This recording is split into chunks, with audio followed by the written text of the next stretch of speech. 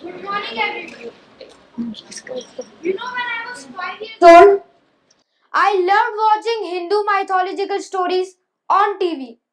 I was fascinated by Shiva, Vishnu, and even Yamraj, who rides a big black buffalo. So once when I was flying from Australia to India and the plane took off, I looked out of the window in amazement. Everything looked white, soft, and endless, like I was floating in heaven. Suddenly, I asked my father, Papa, where is he? My father looked a bit surprised and said, Who, my dear? I said, The one which rides a big black buffalo and travels between the clouds and the earth. Papa and Mummy looked a bit scared.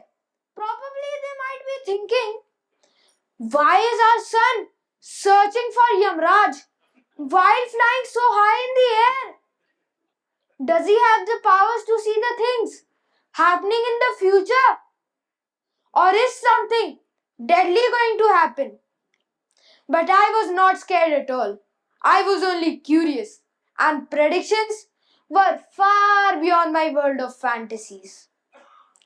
As the plane flew, I looked for all I had seen in those stories. Maybe Hanuman flying, or even Yamraj. Then I started asking my father so many questions. Papa, why is Yamraj black? Why does he ride a buffalo?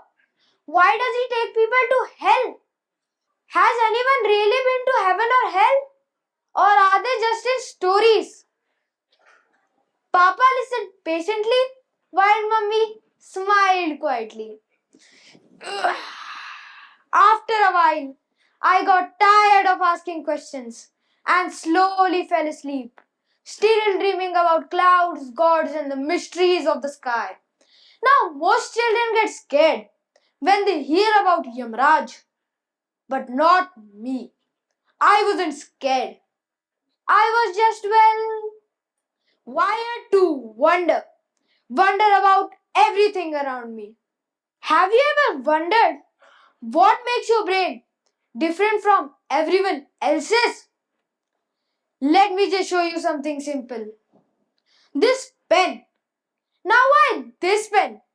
Because it is the same pen I used to write this script, and it was held by this hand, the same one that was broken last year. Yes, I fell off my cycle, landed in the hospital, bandaged, bruised.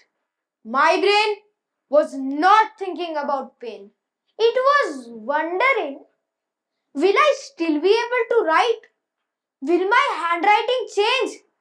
Did the doctor fix my bones with Fevicol? Yes, I actually asked him. He didn't laugh. I think he was considering it. Turns out, I didn't just recover. I got better. Better at thinking, better at drawing.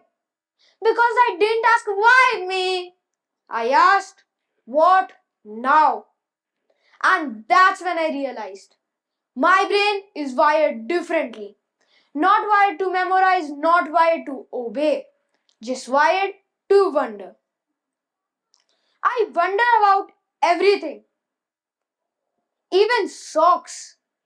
Why do they disappear in the washing machine? Is there a sock eating monster inside the spin cycle?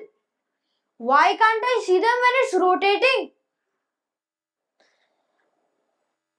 2 years ago, my English teacher asked me to represent the school in a speaking competition. I had to role play a book character. I practiced, I performed, and just before I went on the stage, a stranger came to me and whispered, You will win. I performed, I won. But when I turned to thank her, she had gone. And that's when I realized that my brain is wired differently. And I have a very curious mind. And curiosity isn't silly. Wondering is not a waste of time. It is the seed of every invention, every idea, every breakthrough. So, standing here, barely a 3 foot tall individual, makes me feel like a youngest speaker of TEDx history. And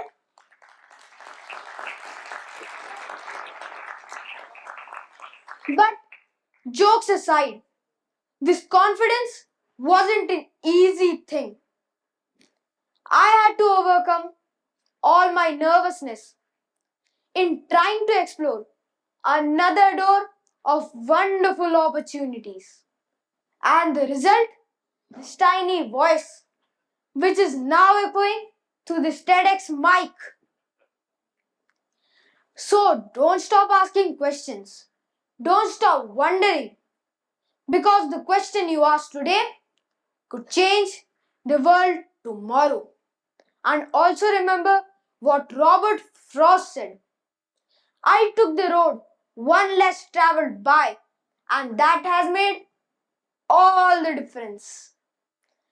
So I'm sure is saying, and my brain is wired differently, wired to wonder.